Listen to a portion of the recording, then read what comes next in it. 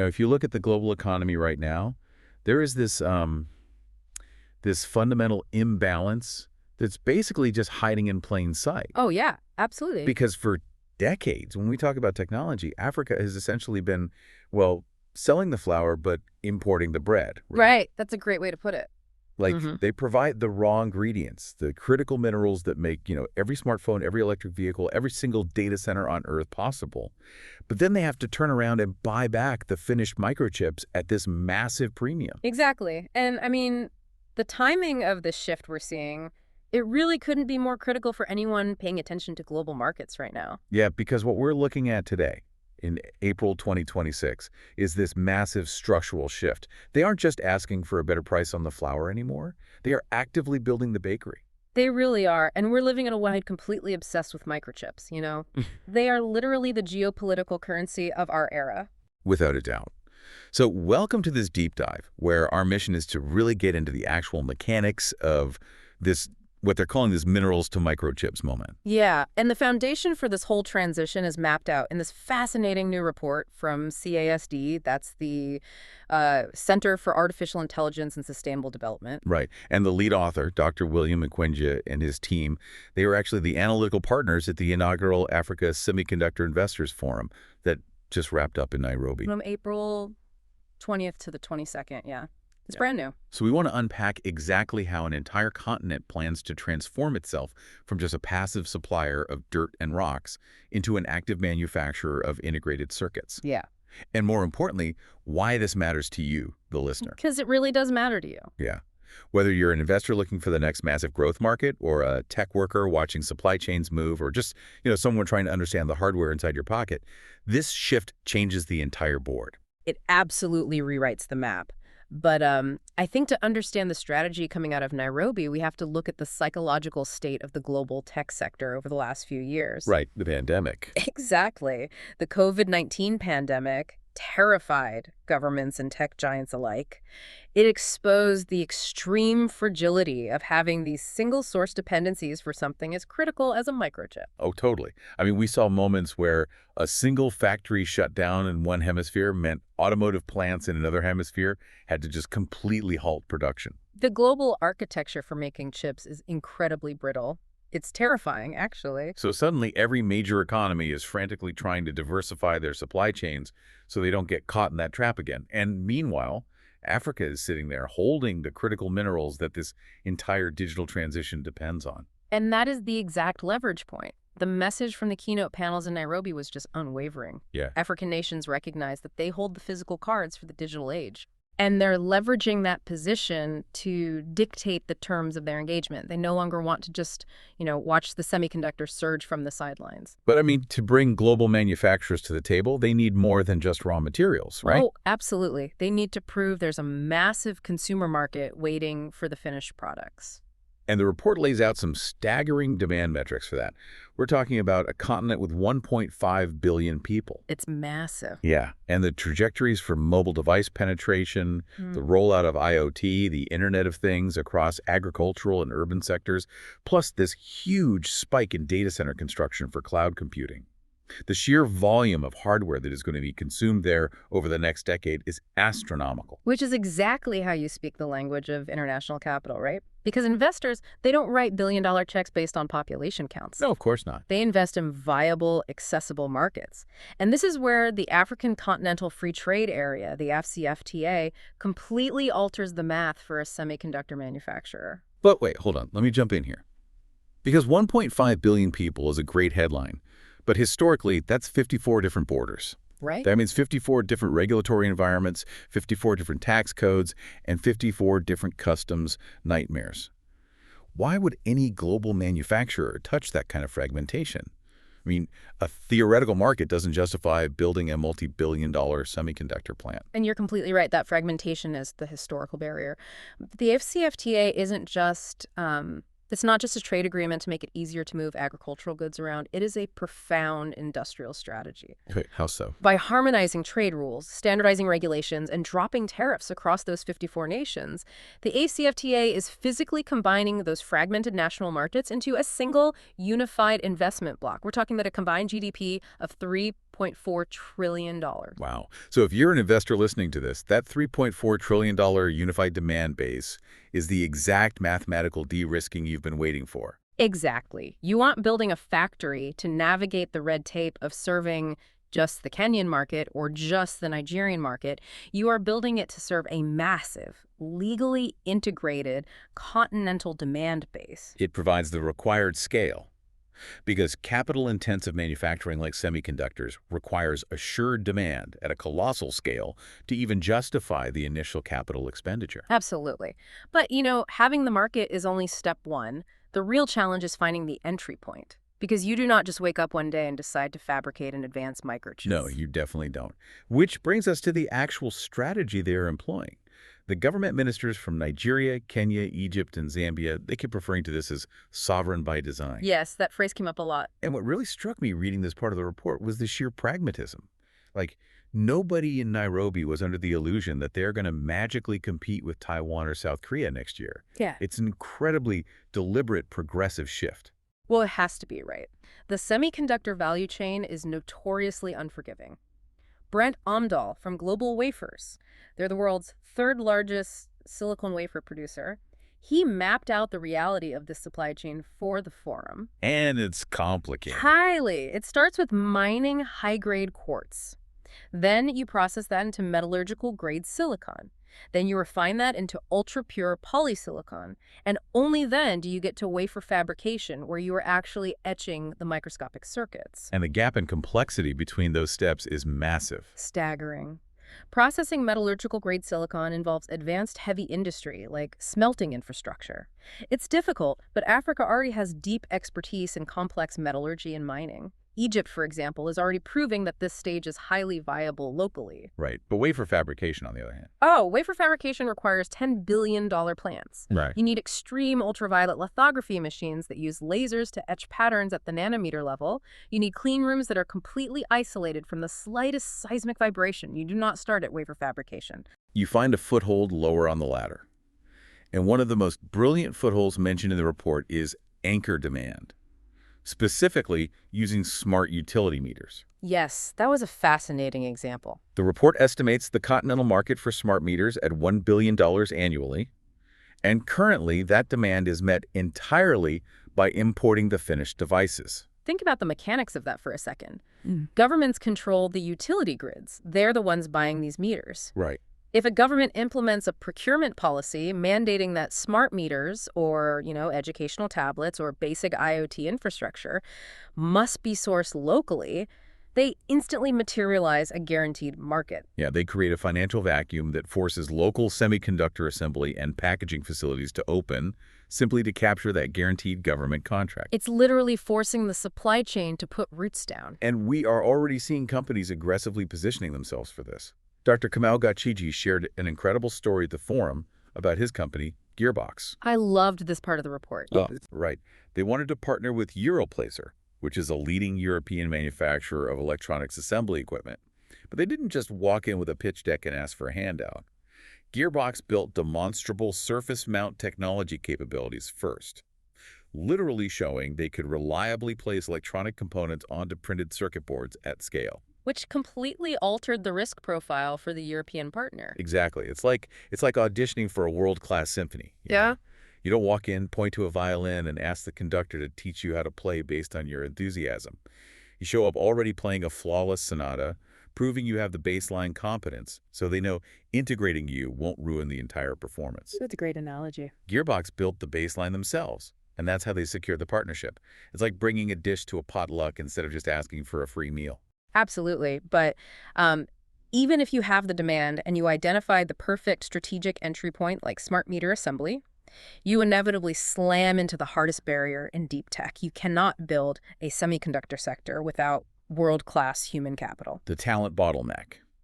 And the structural skill gap identified in the report goes way deeper than the typical cliche of, oh, we just need more software Oh, engineers. way deeper. It spans the entire physical and intellectual spectrum. I mean, you need highly specialized artisans to maintain the environmental controls in those clean rooms. You need process engineers to manage the chemical etching. You need integrated circuit or IC designers to map the actual logic of the chips. Right. And you need doctoral researchers in material science to push the boundaries of what the hardware can even do. There was a specific insight from Ames Rwanda that I found just fascinating. They pointed out that the real bottleneck isn't even at the chip design stage yet. It's at the foundational mathematics level. Yes. We're talking about numerical linear algebra, computational simulation, and high-performance computing. Which makes perfect sense when you understand how chips are actually designed today. You don't build a prototype chip physically to see if it works. It's way too expensive. Of course not. You simulate the flow of billions of electrons through microscopic gates using incredibly complex math. If your universities aren't producing graduates who intimately understand computational simulation, it doesn't matter how much state-of-the-art design software you buy. You don't have the minds required to operate it. But the report also highlights some massive, underutilized assets that the continent already possesses to solve this. Like, I didn't realize that engineering programs in South Africa and Kenya already hold full Washington Accord accreditation. That is a crucial piece of leverage. For those who don't know, the Washington Accord is an international framework that recognizes the equivalence of engineering degrees. Oh, wow. Yeah, so legally and professionally, an engineering degree from an accredited Kenyan or South African university is recognized as equivalent to one from the United States or the UK or Japan. That provides a massive, globally verified baseline for talent quality. But, and here's the pushback, if I'm a brilliant engineering student in Kigali or Nairobi with a globally recognized degree, why would I specialize in numerical linear algebra or IC design if there are no local chip fabs to hire me? Exactly. And conversely, why would a global company build a fab there if no one has specialized in IC design? It's the ultimate chicken and egg problem. Which brings us to the strategy deployed by Dr. Tony Gathinji at Semiconductor Technologies Limited, or STL, because they realized that waiting for the market to organically solve that chicken and egg problem would take decades.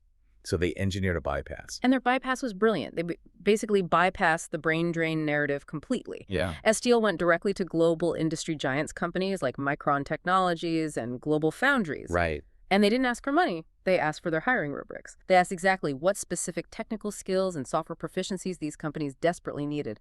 Then STL reverse engineered those requirements into rigorous training programs in Africa. It's so smart. They built a talent pipeline with a direct, guaranteed line of sight to global employment. They essentially de-risked the career path for the student and de-risked the talent acquisition for the global giant at the same time. But, even if STL trains 10,000 world-class IC designers tomorrow, those designers can't do anything without physical infrastructure. Right. And that brings us to the harshest reality check of this entire transition: capital. The money problem. Yeah. The African Development Bank, the AfDB, was at this forum, and they did not sugarcoat the realities of financing hardware infrastructure. No, they did not. In the global development space, you constantly hear the buzzword blended finance. Right, but what does that actually mean for the listener who, isn't spending their days structuring investment banking deals? Fair question. It basically means using public or philanthropic money to absorb the initial risk of a project, just to encourage private banks to jump in. The most common tool is a first loss tranche. So a development bank steps in and says, if this semiconductor facility goes bankrupt, our capital takes the hit first. It artificially insulates the private investors from the highest level of risk. Which sounds like a magic bullet for getting risky infrastructure built. Right, but the AfDB made it very clear that it is not. Blended finance does not rescue weak business models. It cannot fix a project that lacks real market demand or competent leadership.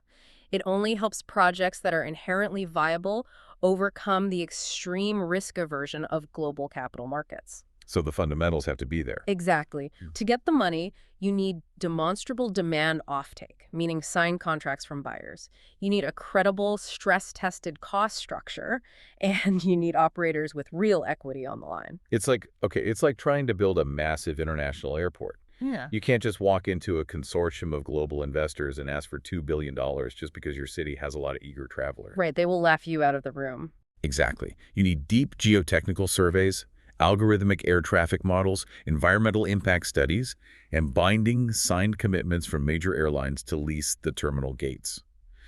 The AfDB is basically saying Africa has the eager travelers, but they need the infrastructure to build the architectural models and secure the leases. Which leads directly to CASD's most critical recommendation.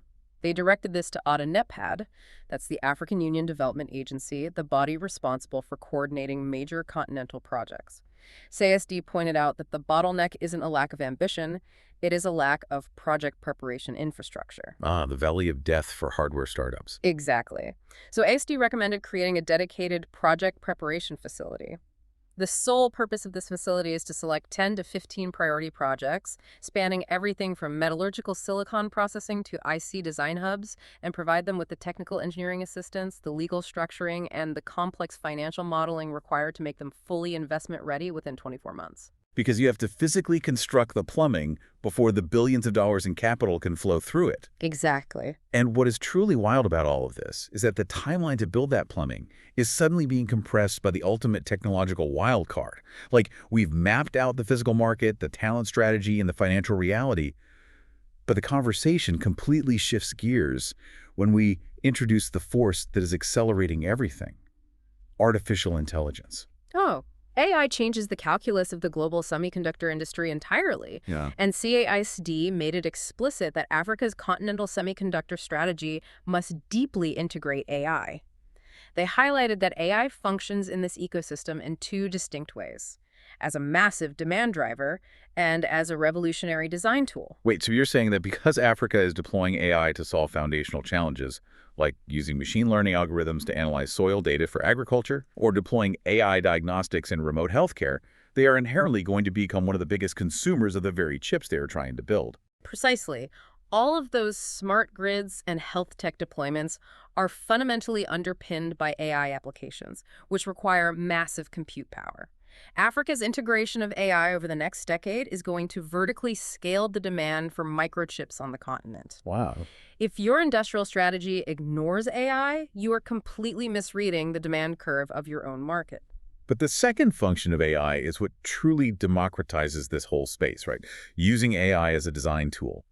The report details how generative AI tools for chip design, simulation, and verification are actively collapsing the traditional barriers to entry for IC design. Yes. Historically, if you wanted to design a complex integrated circuit, you needed immense, highly specialized, human capital-like teams of veteran engineers and extremely expensive proprietary software. Which is a huge barrier. But generative AI is changing that by automating large portions of writing hardware description languages and optimizing the physical layout of the circuits. It drastically reduces both the baseline expertise and the massive capital required at the IC design stage.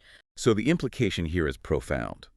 If generative AI is lowering the barrier to entry for the intellectual property side of things, it means an African startup doesn't necessarily need a $10 billion fabrication plant to enter the global semiconductor market. Right. They could essentially leverage AI to leapfrog traditional heavy manufacturing and go straight to becoming a global hub for IC design. It feels very similar to how the rapid adoption of mobile phones allowed the continent to completely leapfrog the need for physical copper landline infrastructure. That is the exact window of opportunity they are targeting. You capture the high-value intellectual property of the design stage today, which generates the capital and expertise to build the physical foundries tomorrow. And the Nairobi Forum actually produced concrete operational deliverables to prove this isn't just theoretical posturing. I was actually shocked by that. Usually these geopolitical conferences end with a very polite, vague joint statement that just goes into a drawer somewhere. Right. But here, they immediately established ASTO, the Africa Semiconductor Technical Advisory Group, to aggressively guide the strategy. Yeah, and they also formalized commercial agreements, like the Memorandum of Understanding signed between STL and Chipmango. The report emphasizes this is an operational commercial relationship linking design capabilities with manufacturing needs, not just a symbolic handshake. Yeah. But perhaps the most tangible outcome for the listener who cares about how global talent pools are shifting involves the RISCV training programs. Oh, let's explain why RISCV is such a big deal here.